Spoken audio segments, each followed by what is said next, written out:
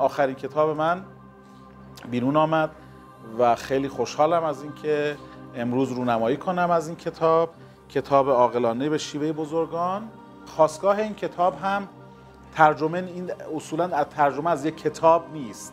بخشی از این جملات حتماً به واسطه اساتید عزیزم کریستیان دوی، ریموندی جوزپه، مایکل هایکی و دوستان خوبی مثل انیو آمندولا بودن و بخشیش هم از در واقع یافته ها و گردآوری های خود شخص بنده بوده که مجموعه‌ای از کتاب هایی شد که با اون مجموعه 6 تایی کاملا متفاوت و با ترجمه من این جملات رو در واقع لذت ببرید. از سوفوکل بگیرید تا فرانسیس بیکن، آنون، ویکتور فرانکل، خود آلبرت الیس، جان میلون در واقع به شما تقدیم میشه.